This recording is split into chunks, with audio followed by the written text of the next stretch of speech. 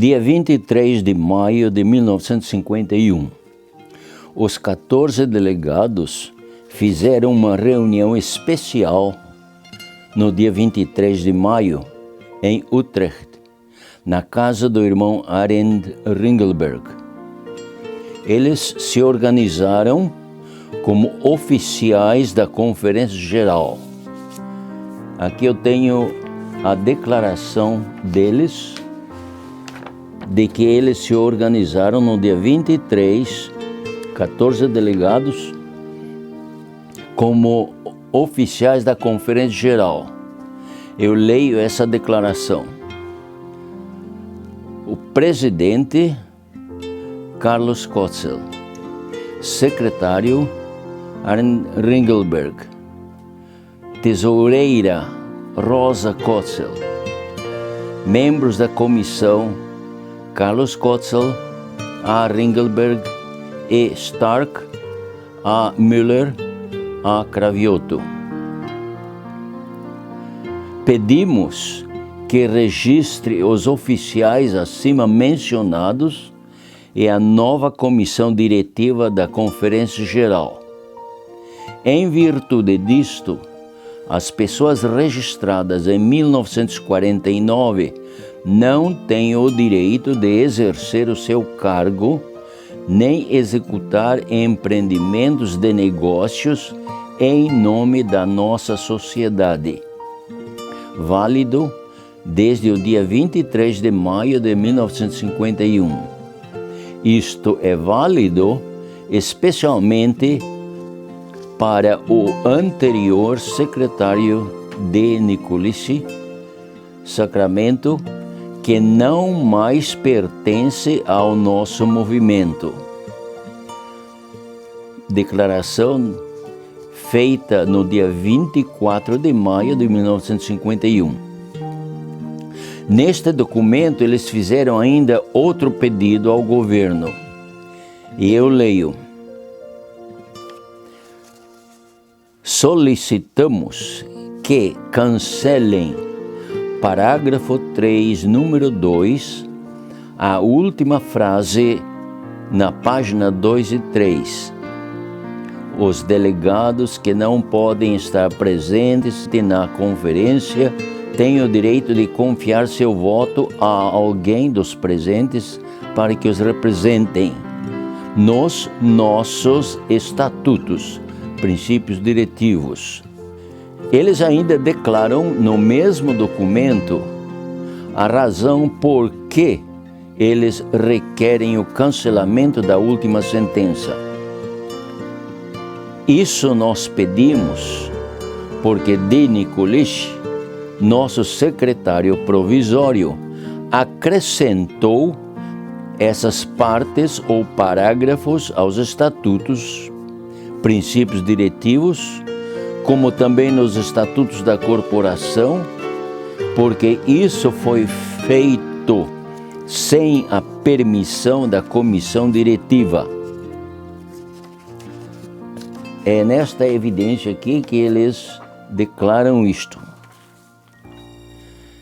Eles, os 14 delegados, reconhecem os estatutos ao declararem nossos estatutos. A primeira sentença do artigo 3, número 2 dos estatutos, que eles aceitam, reza: quando pelo menos 3/5 dos delegados estiverem presentes, suas decisões se tornam legais e reconhecidas pelas conferências e igrejas afiliadas em todo o mundo. Estatutos, artigo 3, número 2. Esta parte dos estatutos que eles reconhecem os condena, porque eles se organizaram com menos de 3/5. Vamos analisar alguns pontos importantes na declaração deles. O primeiro, no dia 23 de maio de 1951, os 14 delegados se organizaram ilegalmente, porque não estavam presentes 3/5 dos delegados, portanto, não tinham quórum. É inútil para eles reclamarem legalidade. Ponto 2. Eles se organizaram sob o nome Conferência Geral dos Adventistas do Sétimo Dia Movimento de Reforma, com sede em Sacramento, Califórnia, Estados Unidos da América do Norte. Ponto 3. Eles aceitaram os estatutos formulados em 1949 ao dizerem nossos estatutos, mas não concordaram com a última sentença do parágrafo 3, número 2. Eles declararam que o irmão Dmytro Nikolic acrescentou essas partes aos estatutos sem a permissão da comissão diretiva.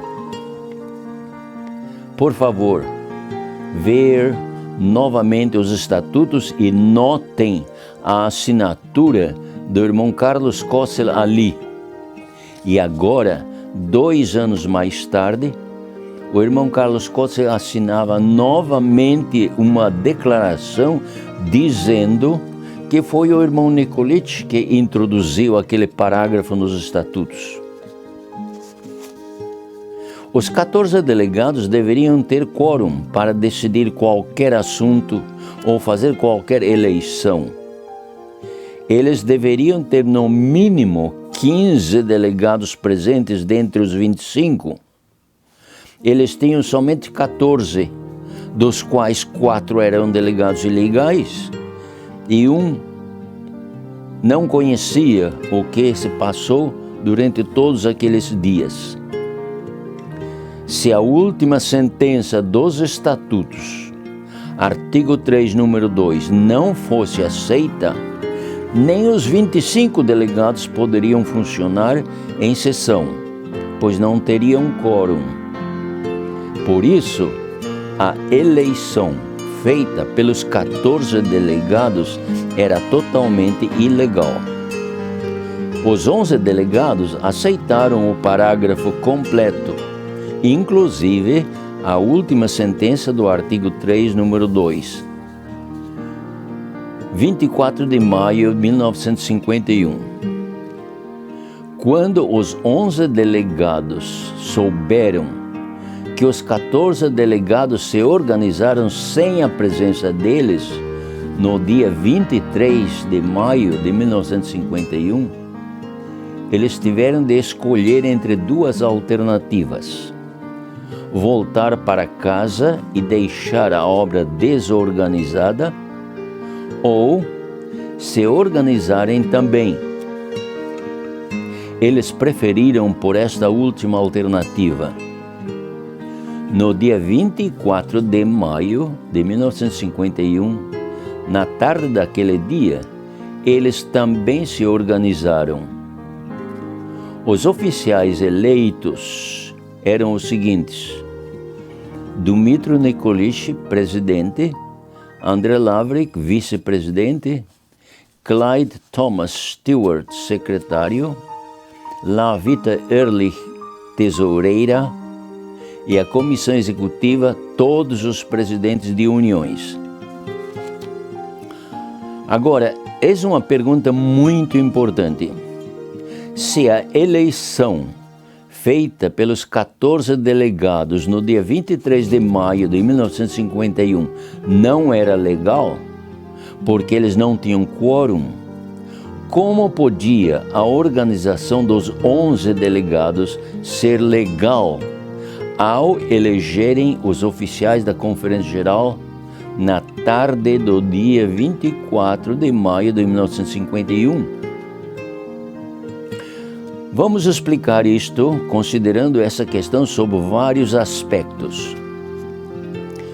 Primeiro, os 11 delegados aceitaram não somente a primeira sentença do artigo 3, número 2 dos estatutos, mas o parágrafo completo, que reza: quando pelo menos 3/5 dos delegados estiverem presentes, suas decisões se tornam legais e reconhecidas pelas conferências e igrejas afiliadas em todo o mundo. Os delegados que não podem estar presentes na conferência têm o direito de confiar seu voto a alguém dos presentes para que os representem. Alguns dos países da Europa Oriental que estavam sob restrições, que não puderam enviar seus delegados à Assembleia, pediram ao secretário da Conferência Geral que os represente na sessão. Eles concordaram que a sessão seja realizada. Segundo, quando existe uma disputa numa sessão e nenhum dos dois grupos de delegados tem quórum, a autoridade que decide quem são os verdadeiros dirigentes da denominação são as uniões, campos e missões no mundo inteiro.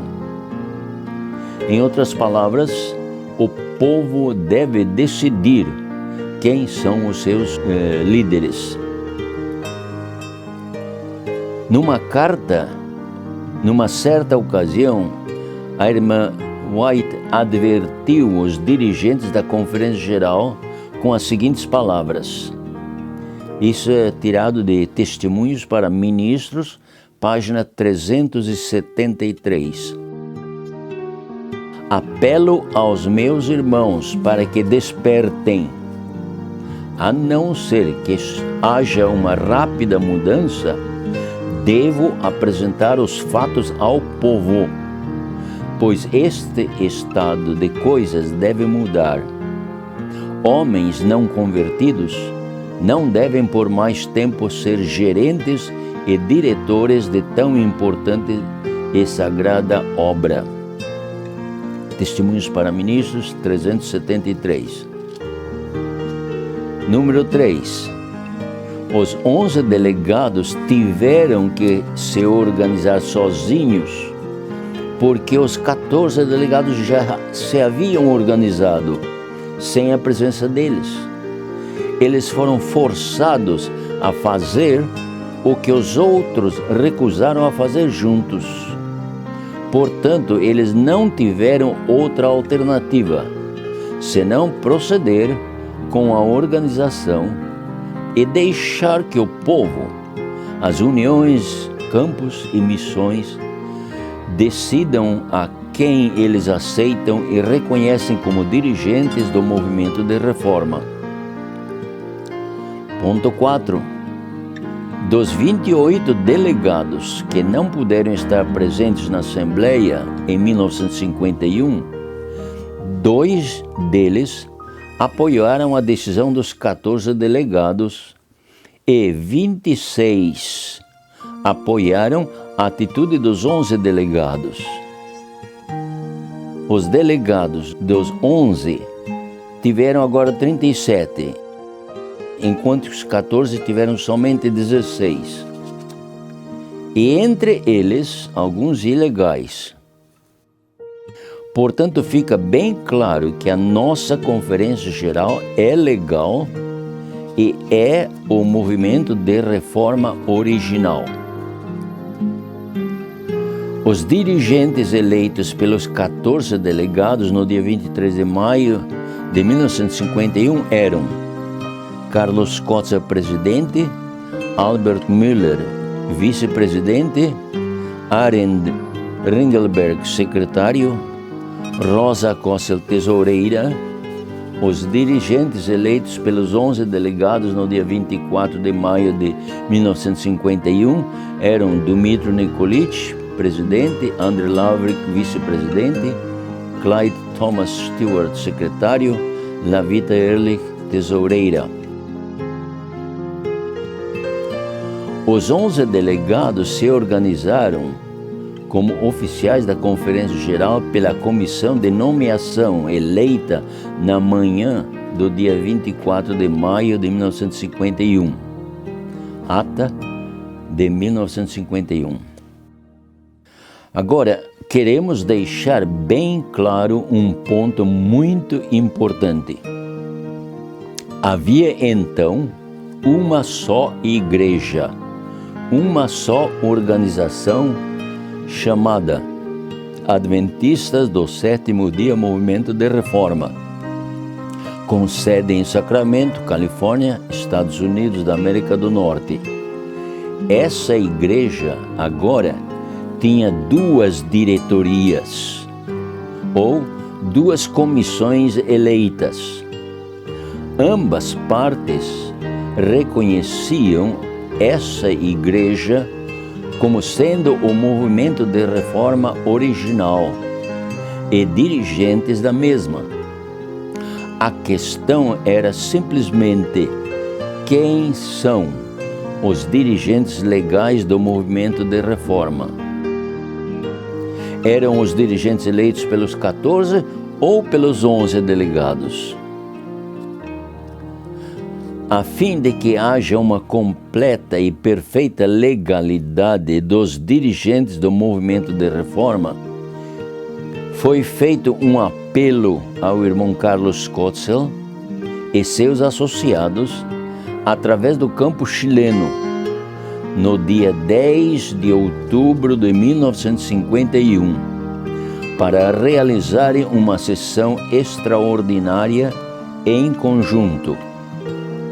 Esse apelo foi preparado em forma de um acordo e foi assinado pelos seguintes irmãos: Dumitru Nikolic, André Lavrik, Eugênio Laikowski e os membros da comissão do campo chileno, irmãos E. Canho, R. Pires, J. Escobar e J. Pérez. Esse foi o primeiro apelo para uma reconciliação. Aqui eu tenho a carta e a declaração do campo chileno. Nossos irmãos tinham boa esperança que o irmão Carlos Kotzel e sua comissão concordaria com as condições para uma reconciliação.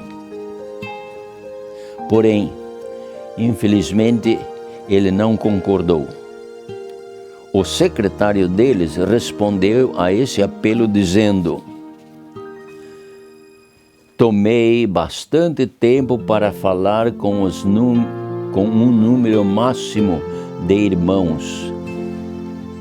E agora, em nome da Conferência Geral, vos enviamos nossa decisão final.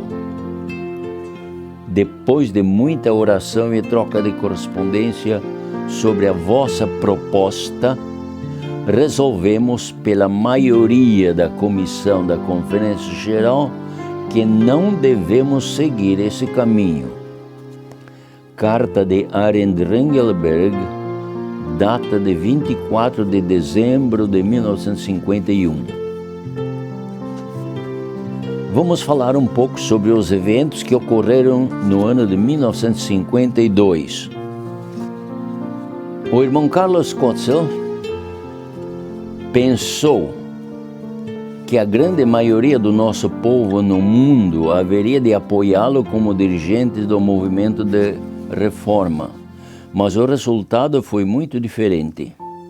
A grande maioria das uniões, campos e missões apoiaram as ações dos 11 delegados e reconheceram os oficiais eleitos por eles como os legítimos oficiais da Conferência Geral dos Adventistas do Sétimo Dia, Movimento de Reforma.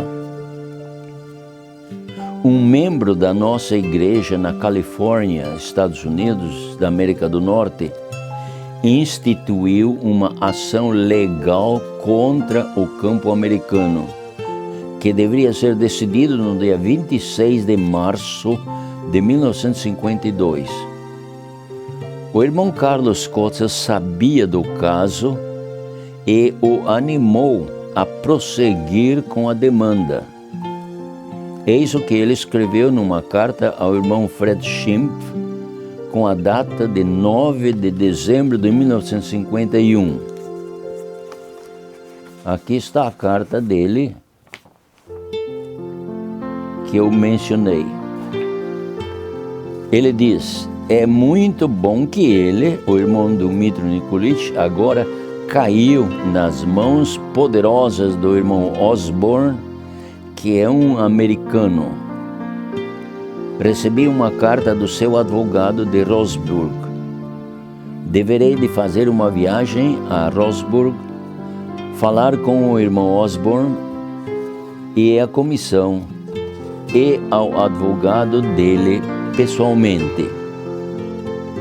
E numa outra carta, ele diz o seguinte, e essa outra carta é esta aqui.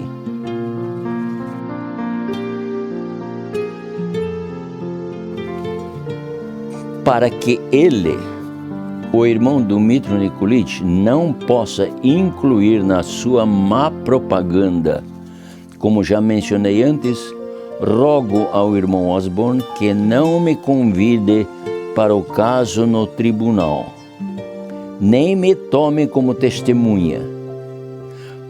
Peço que me desculpe. Antes eu prometi que viria, mas porque houve mudança na situação, devo me excusar. Essa carta também foi enviada ao mesmo irmão Franz Schimpf, com data de 20 de janeiro de 1952. Algum tempo depois, mais tarde, ele e outros dirigentes do seu lado negaram que ele, o irmão Carlos Costa, tinha conhecimento desse pleito jurídico. Eles dizem o seguinte,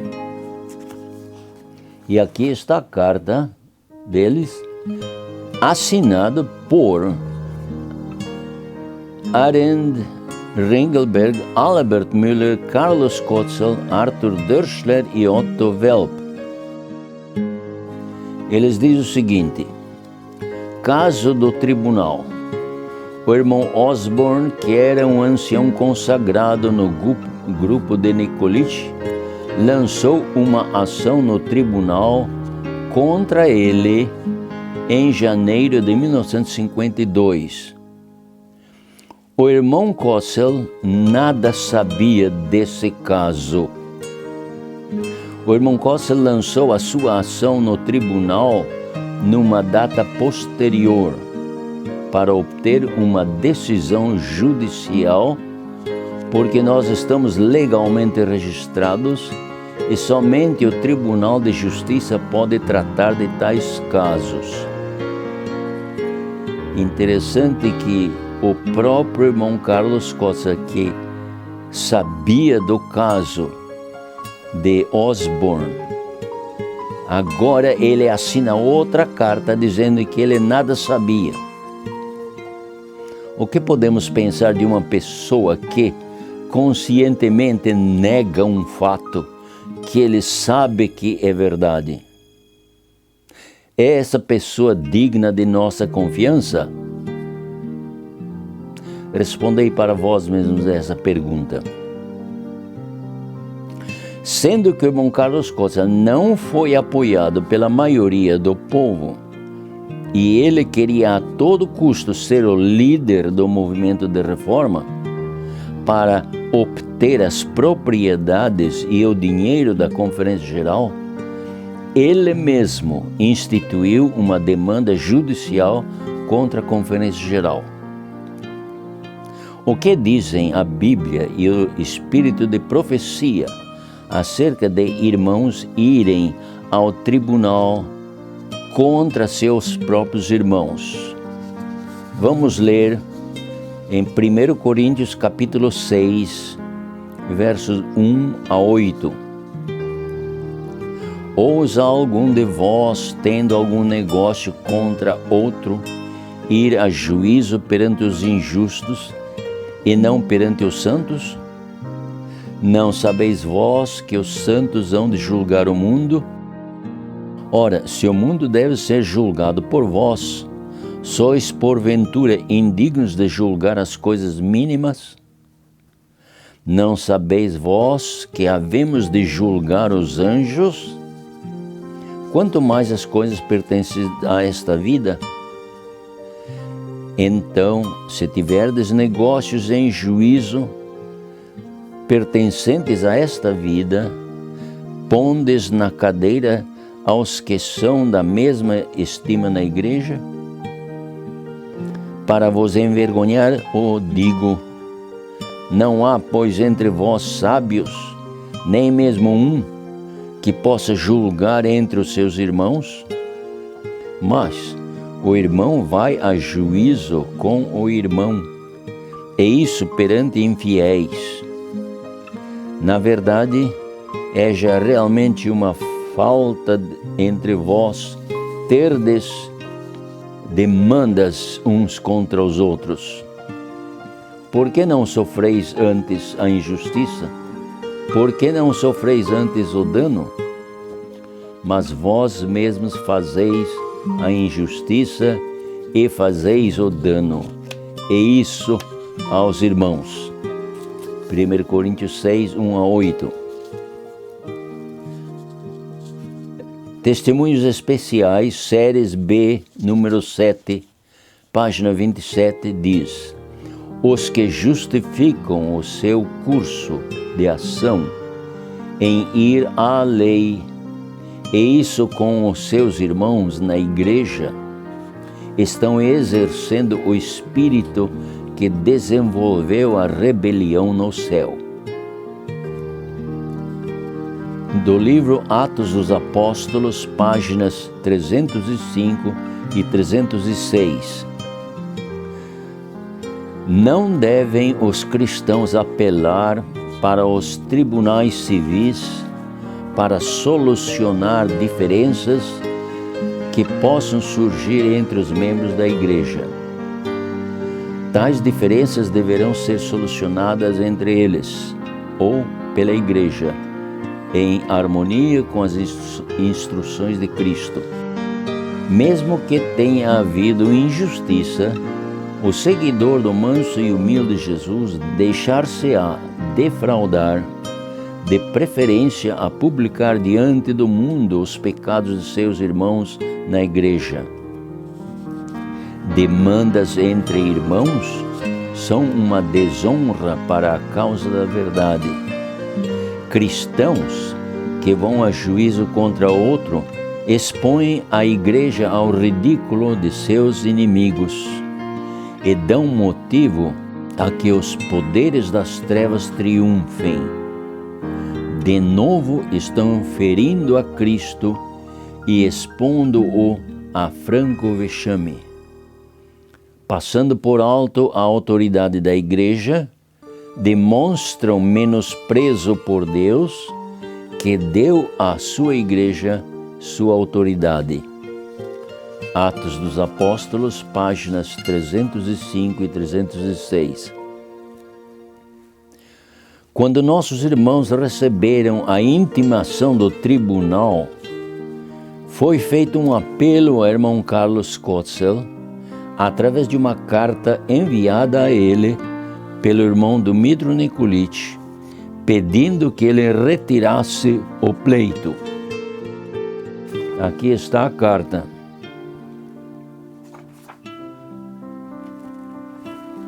O irmão Carlos Kotzel justificou a ação judicial nas seguintes palavras: a Comissão da União exigiu as propriedades e o nome da União a ser tomados de volta do irmão N.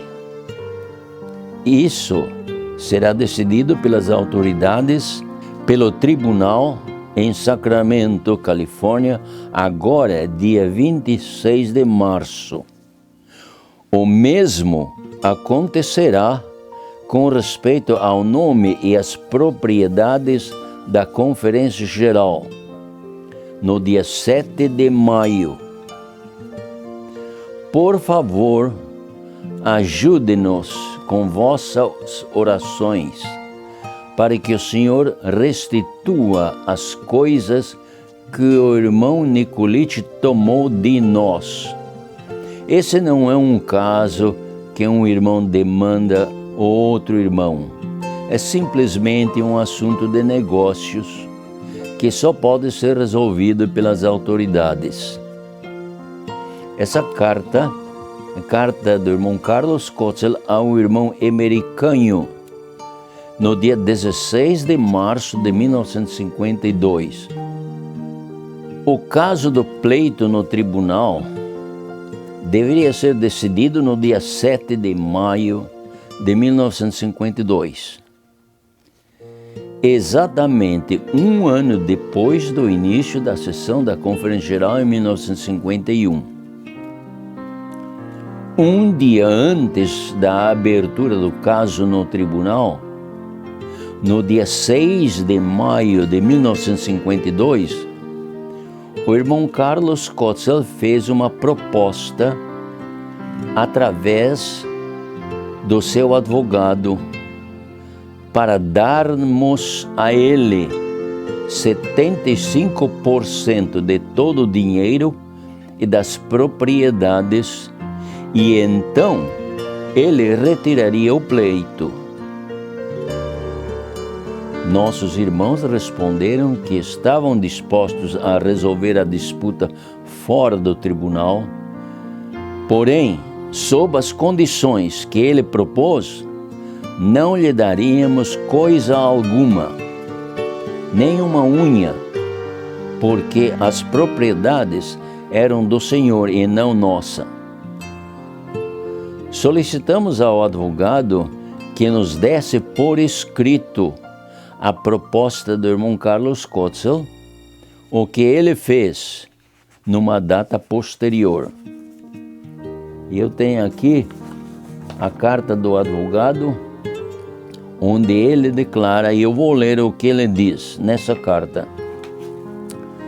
Desejo registrar para vós, em forma de uma carta, os termos da tentativa solução apresentada por telefone a mim pelo Sr. Hefner no dia 6 de maio de 1952, como advogado do Sr. C. Kotzel e outros membros do grupo do Sr. Kotzel, que instituiu um pleito contra vós no caso da Conferência Geral. O Sr. Hefner disse que o Sr. Kotzel e outros a quem ele representava estavam dispostos a retirar o pleito se vós devolvesseis 75% de todas as propriedades da Conferência Geral que está sendo mantida por vós e em nome dos membros da Igreja, juntamente com os cargos ocupados. Hefner então prosseguiu a relatar pelo telefone certas propriedades que ele, o Sr. Kotzel, dizia que estariam dentro dos termos da proposta da solução. Carta de 10 de maio de 1952, assinado pelo advogado Harlan M. Thompson. No dia 7 de maio de 1952, alguns minutos antes do começo do julgamento, o Sr. Hefner disse aos nossos irmãos presentes que o Sr. Carlos Kotzel estava disposto a retirar o pleito se nós lhe prometemos que não instituirmos uma contrademanda contra ele. Nossos irmãos concordaram que não haveriam de instituir uma contrademanda contra o irmão Carlos Kotzel. Assim, pois, o caso no tribunal foi aberto pelo juiz, o irmão Carlos Kotzel sendo o demandante e o irmão Dmitry Nicolite et al. Como respondente.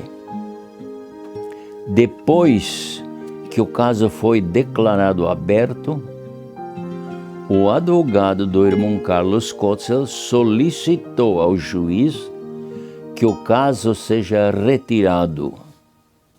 Alguns dos irmãos que estavam ali presentes me disseram pessoalmente que o juiz, sendo um homem cristão de muita experiência, ficou sem fala e então ele disse: vós me haveis livrado de uma terrível dor de cabeça. Então ele volveu-se para o irmão Carlos Kotzel e deu-lhe uma lição moral. Como pode o senhor, um ministro do Evangelho, demandar outro ministro e contra uma igreja organizada? Então o juiz determinou que no futuro este assunto nunca mais deveria ser submetido a tribunal algum em qualquer parte do mundo. Então, ele declarou o assunto encerrado. Deixando a sala do tribunal, todos eles se reuniram no escritório do Sr. Archie Hefner, o advogado do irmão Carlos Kotzel, e junto com o nosso advogado, o Sr. Harlan Thompson, prepararam uma declaração e ambas partes assinaram, na qual eles declararam o seguinte, e aqui eu tenho essa declaração, esse acordo assinado, e gostaria de mostrar a assinatura deles aqui. Todos eles assinaram, de ambas partes. O acordo diz o seguinte: sendo que as partes abaixo assinadas e cada um deles são membros da Conferência Geral dos Adventistas do Sétimo Dia, movimento de reforma, uma corporação, e sendo que desde o dia 20 de maio de 1951 existe uma disputa entre as partes que assinam abaixo, concernente quem, se qualquer um deles, dos assinantes abaixo, são devidamente eleitos, oficiais qualificados e atuantes da dita corporação, e, sendo que uma ação judicial foi lançada no Tribunal Superior no estado de Califórnia, na comarca de Sacramento, no dia 18 de fevereiro de 1952, onde a dita corporação e Carlos Kotzel são nomeados demandantes e Denny Kulich et al. São nomeados respondentes, pela qual o dito demandante buscou um julgamento da disputa precedente e uma contabilidade no mencionado tribunal, e, sendo que subsequentemente foi instalada uma resposta e uma ação contraditada pelos respondentes, onde os ditos respondentes buscaram um julgamento da disputa precedente e uma contabilidade, e sendo que, num julgamento aberto no dia 7 de maio de 1952, o dito demandante e a ação contraditada, e cada um deles foi suspenso em julgamento aberto, com preconceito pelo conselho encontrado nele, para ambas partes,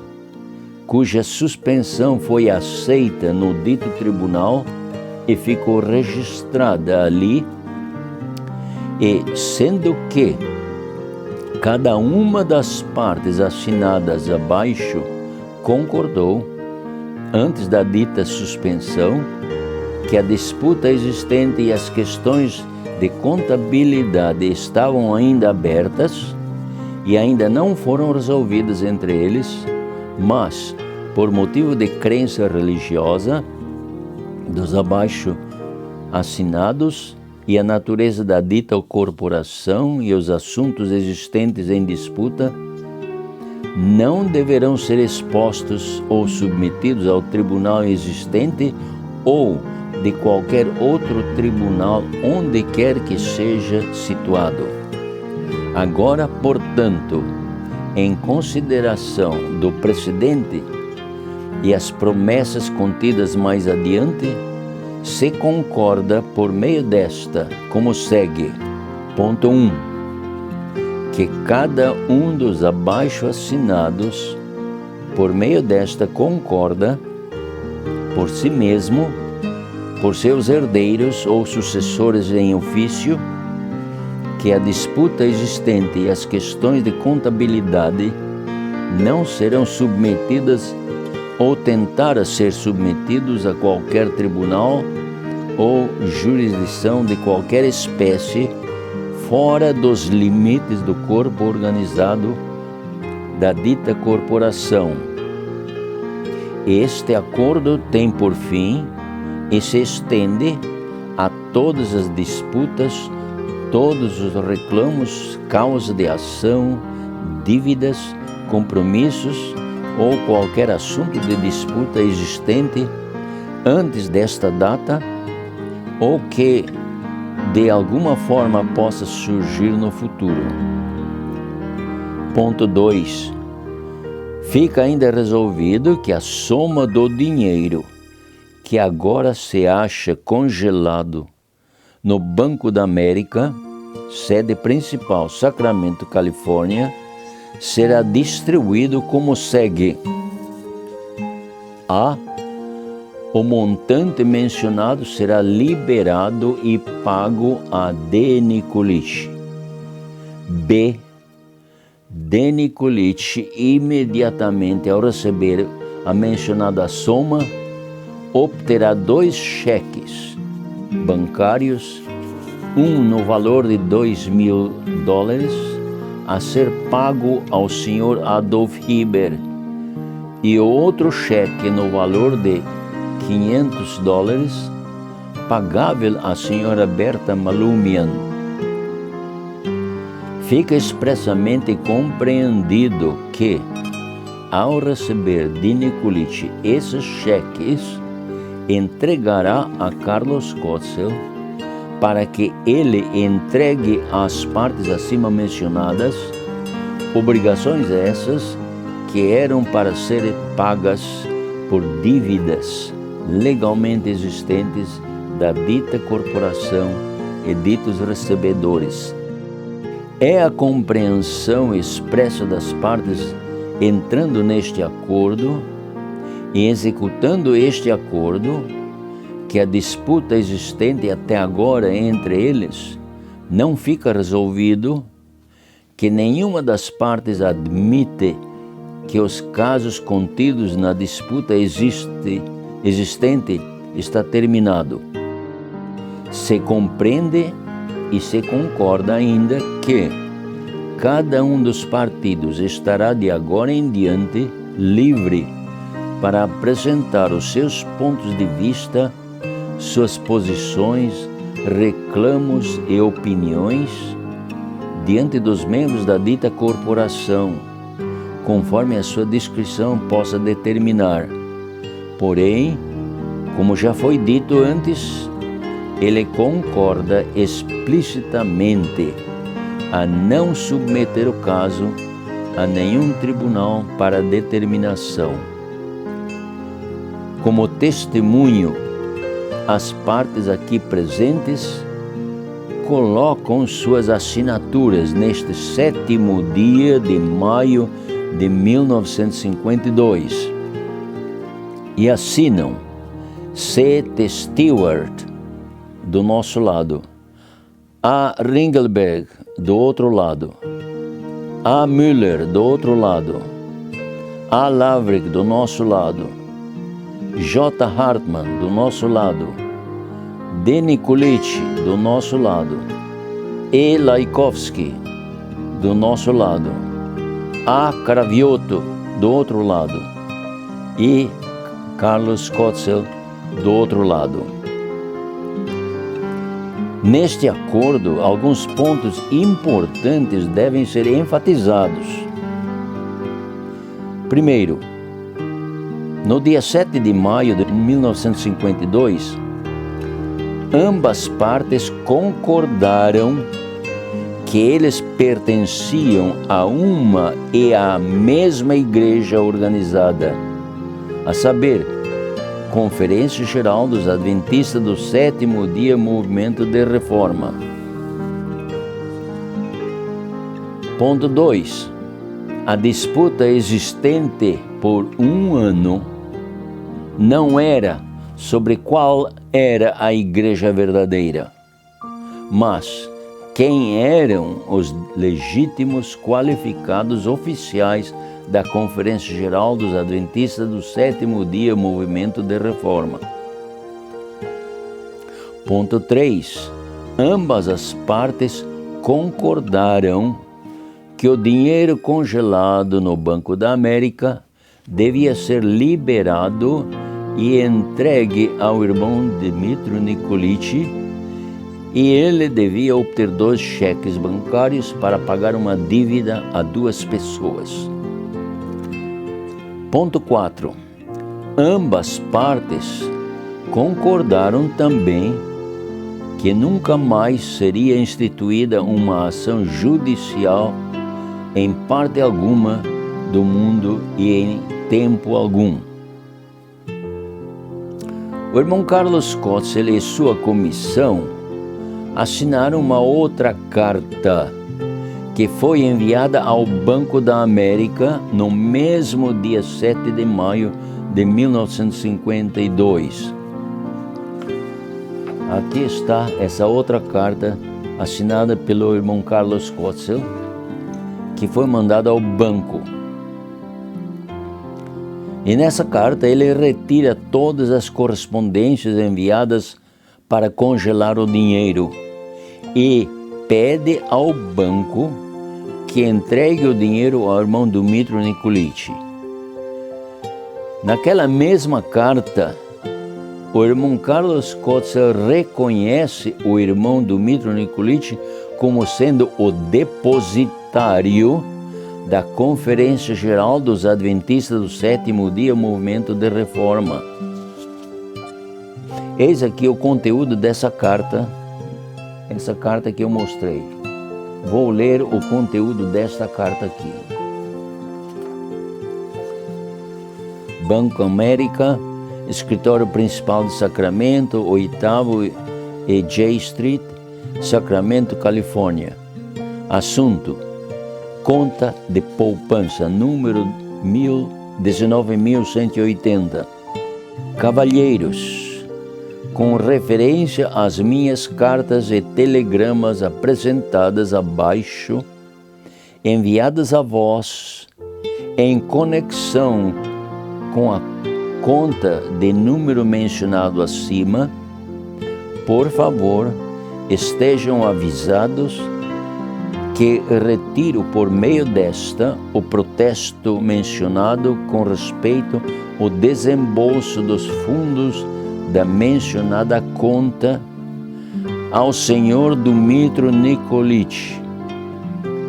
Esta retirada de protesto se estende e inclui minha carta de 26 de julho de 1951, enviada de Geneva, um telegrama enviado de Utrecht via RCA, a carta de 11 de outubro de 1951 e uma outra carta sem data enviada a vós sob o registro número 219 e qualquer e todas outras cartas, protestos, instruções, demandas e exigências de qualquer espécie que não está aqui mencionado.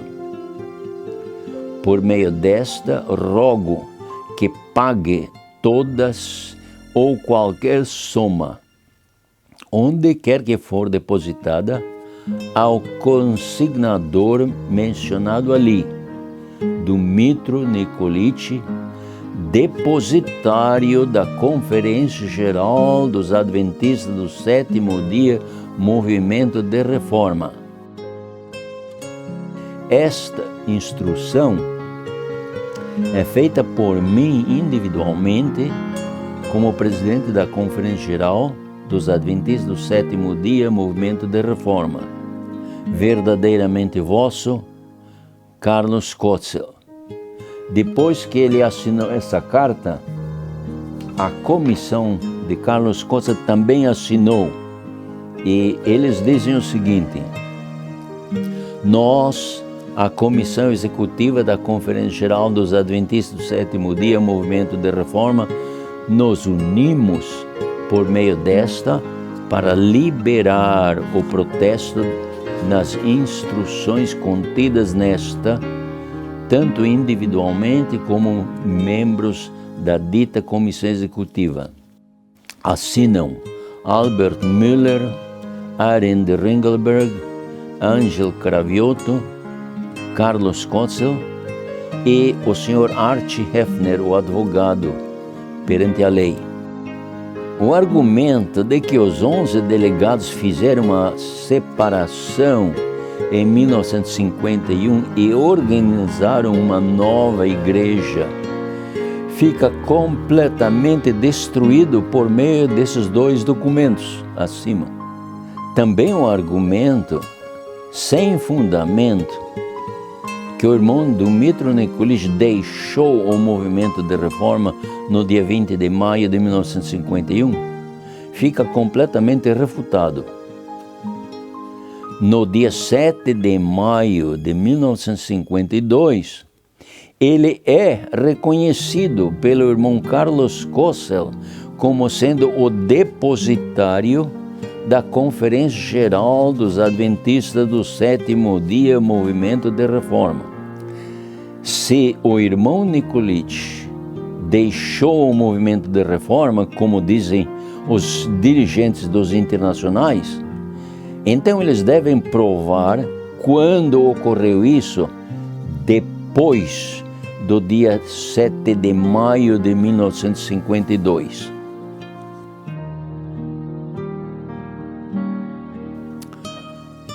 Sendo que o nome, o registro e propriedade, a grande maioria do povo e tudo mais ficou conosco, os irmãos Carlos Kotzel, Albert Müller e Arend Ringelberg e seus apoiadores realizaram uma reunião especial e ali eles depuseram seus cargos que os 14 delegados lhes haviam dado no dia 23 de maio de 1951. Agora, eles não tinham cargo algum. Temos que dizer que esse procedimento é completamente fora de ordem. Em primeiro lugar, o irmão Carlos Kotzel não era o presidente legal da Conferência Geral. Mas, por uma hipótese, se ele fosse o presidente legal da Conferência Geral dos Adventistas do Sétimo Dia Movimento de Reforma, e não mais podia exercer o seu mandato, ou se não mais quisesse continuar como presidente, ele deveria transferir o seu cargo ao vice-presidente. Se o vice-presidente não quisesse ou não pudesse aceitar a responsabilidade, então eles deveriam convocar uma assembleia extraordinária e ali depor os seus cargos nas mãos dos delegados, mas nunca entregar suas responsabilidades ao ar. Em vez disto, eles deixaram suas responsabilidades a quem? A ninguém.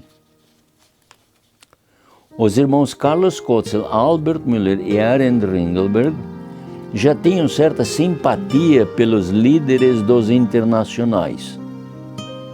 Porém, estes tinham certas condições para unir-se com eles. Eis as condições que os internacionais estabeleceram. E aqui eu tenho a carta de Joseph Adamczak. Ele diz quais são as condições para se unirem com Carlos Kotzel e Albert Müller e Ringelberg. Eles dizem o seguinte: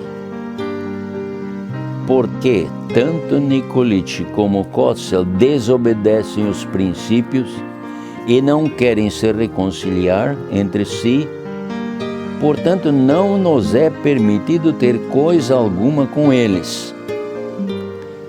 Se eles mudarem e se arrependem, então a porta da admissão na denominação está aberta para eles.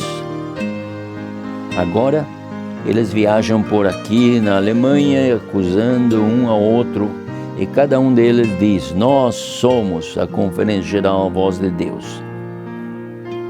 Essa carta foi enviada por Joseph Adamczak ao irmão Eiso Jans em 22 de junho de 1951.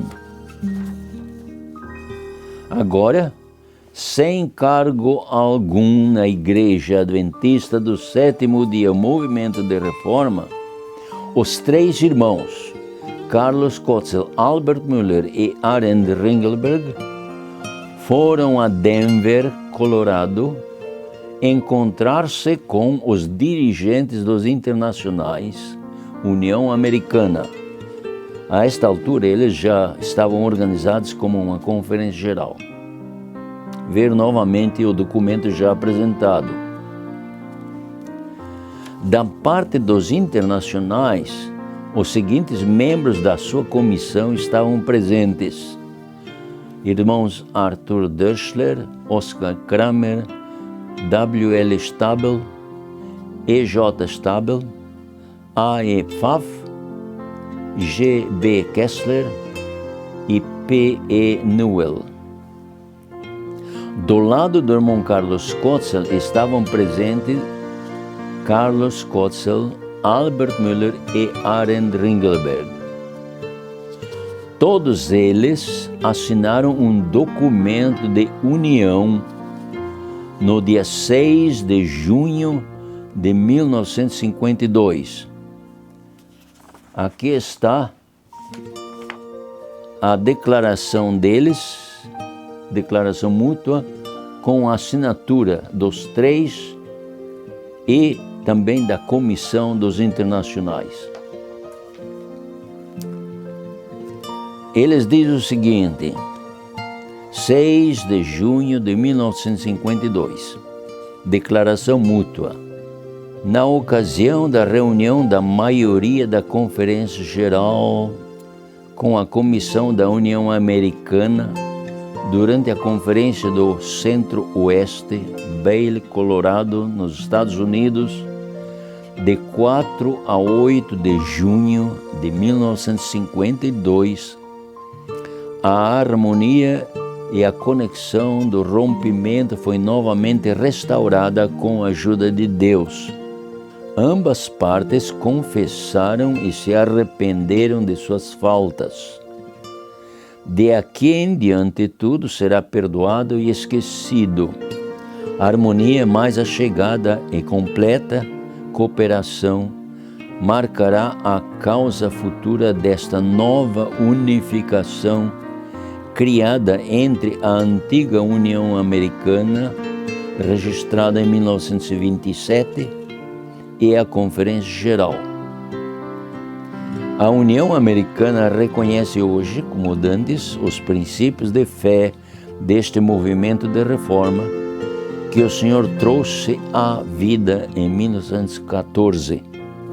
Por motivo da presente experiência e no interesse do avançamento da causa, concordamos a convocação de uma reunião da Conferência Geral o quanto antes possível.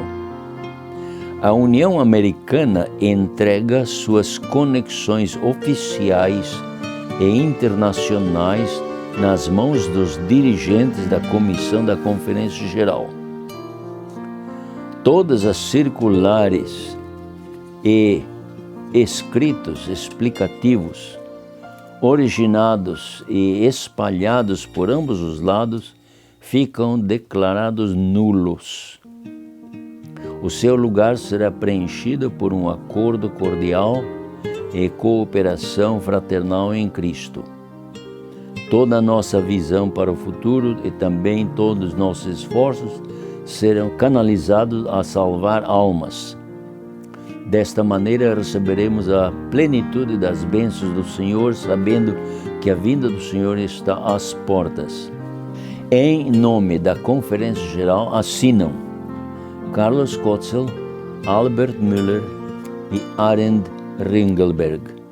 Em nome da União Americana assinam E.G. Stabel, A.W. Dörschler, O. Kramer, A. Pfaff, W. Stabel, A.B. Kessler e P. Newell.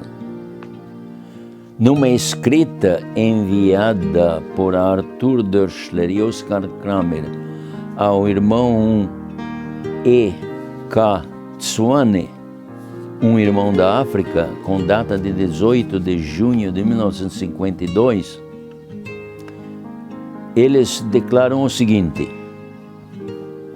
e essa carta está aqui.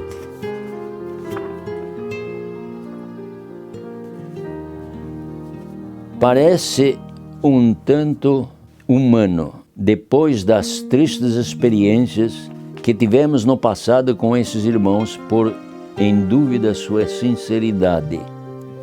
Mas vimos os frutos do verdadeiro arrependimento de tal maneira marcante que não deixa traço algum de dúvida quanto à sua sinceridade e mudança de coração.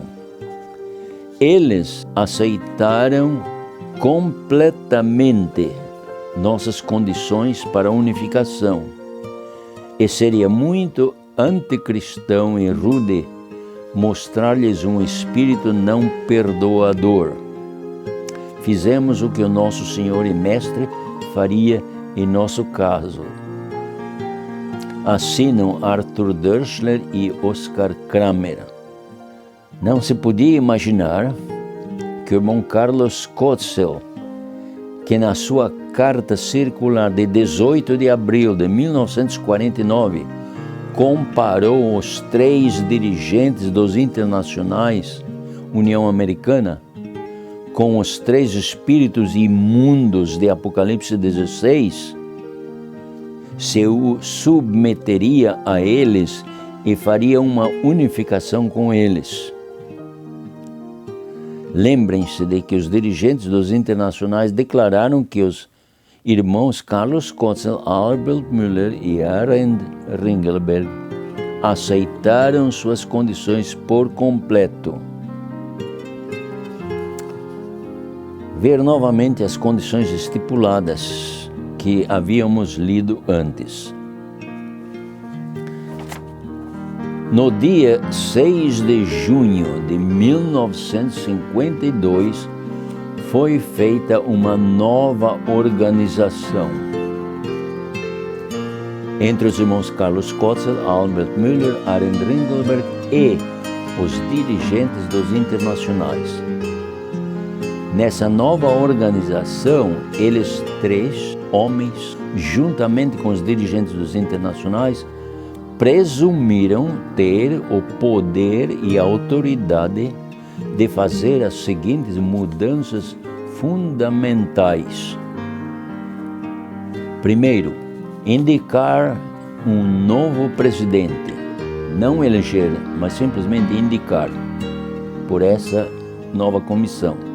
O irmão Ernst Stark, que nem estava presente na reunião. Nesse tempo, ele estava na Dinamarca. Ponto 2. Adotar um novo nome, não o nome pela qual eles disputavam um mês antes. Conferência Geral dos Adventistas do Sétimo Dia, Movimento de Reforma. Agora eles usavam o nome Sociedade Missionária Internacional dos Adventistas do Sétimo Dia Movimento de Reforma, agora já como Conferência Geral. Se bem que eles ainda usavam o nosso nome na Europa por um tempo, mais tarde eles adotaram inteiramente o nome dos internacionais. Ponto 3. Um novo lugar foi indicado para sua sede. Eles desrespeitaram a decisão de 1948 para transferir a sede da Conferência Geral da Suíça para os Estados Unidos e desrespeitaram também o registro de 8 de abril de 1949. A Dinamarca foi o lugar da sede deles por um pouco de tempo, onde o novo presidente morava. Aqui eu tenho uma cópia desse registro da corporação deles na Dinamarca. Mais tarde, eles mudaram para a Alemanha, primeiro para Spelle, depois para Yaxthausen e mais tarde para Mosbach. Recentemente, eles decidiram estabelecer sua sede em Atlanta, Estados Unidos da América do Norte. Ponto 4. Novos membros da comissão foram indicados. O irmão Ernst Stark, presidente, o irmão Arend Ringelberg, secretário, o irmão Wilhelm Egerter, tesoureiro. Aqui está uma carta do irmão Oscar Kramer, que ele enviou essa carta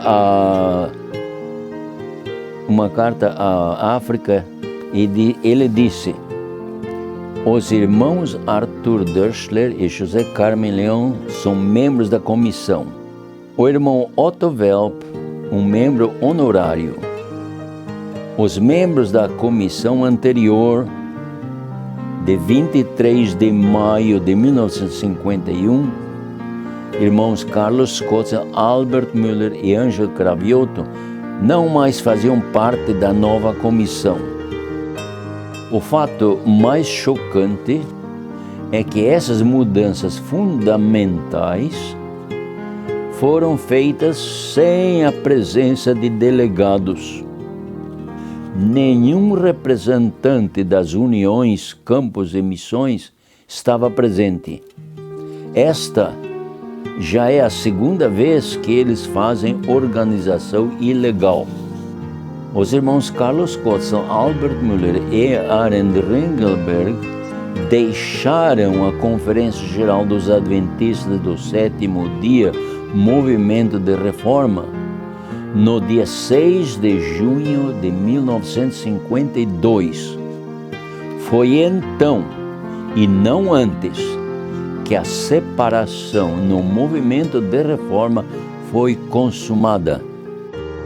Até aquela data, eles reconheciam uma só igreja, um só movimento, o mesmo que nós reconhecemos e ao qual pertencemos. Desde o dia 6 de junho de 1952, eles reconhecem uma outra igreja, um outro movimento, uma outra organização, um outro nome e uma outra sede e um novo corpo de dirigentes. 3 perguntas importantes são postas aos dirigentes dos internacionais, as quais requerem respostas. Pergunta número 1. Quando o presidente da Conferência Geral não pode continuar atuando na sua responsabilidade, por motivo de certas circunstâncias, enfermidade, apostasia ou morte, o vice-presidente deve tomar a liderança. Se o vice-presidente não pode ou não quer atuar nessa responsabilidade, ele deve convocar uma assembleia extraordinária para reorganizar a Conferência Geral. Numa Assembleia Geral, oficiais são eleitos e eles devem prestar contas das suas atividades na próxima sessão de delegados. Entre 7 de maio de 1952 e 6 de junho de 1952, a organização do irmão Carlos Kotzel e seus apoiadores foi dissolvida porque eles depositaram os seus cargos. Perguntamos: nas mãos de quem deixaram eles suas responsabilidades? Quantos delegados estavam presentes? Pergunta número 2. Em 1948, uma delegação decidiu transferir a sede da Conferência Geral da Suíça para os Estados Unidos da América. Perguntamos: que delegação legal decidiu transferir a sede da Conferência Geral de volta para a Europa? E quando foi? Pergunta número 3. Em harmonia com os testemunhos, liderança, páginas 240 a 241, os delegados eleitos pela Conferência da União devem eleger os oficiais da Conferência Geral. Perguntamos: quantos delegados estavam presentes na nomeação, não na eleição, do irmão Ernst Stark como presidente, Wilhelm Eggerter como tesoureiro e outros membros da nova comissão no dia 6 de junho de 1952? Pergunta 4. Perguntamos ainda: que posição ocupavam agora os irmãos Carlos Kotzel, Albert Müller, Angel Cravioto e a irmã Rosa Kotzel nessa nova organização? Eles não tinham mais parte alguma na diretoria, nem eram membros da comissão. Citamos de uma carta escrita pelo irmão Oscar Kramer, com data de 18 de junho de 1952. Esta carta está aqui. Este irmão Oscar Kramer escreveu a uma irmã chamada Irmã de Pop.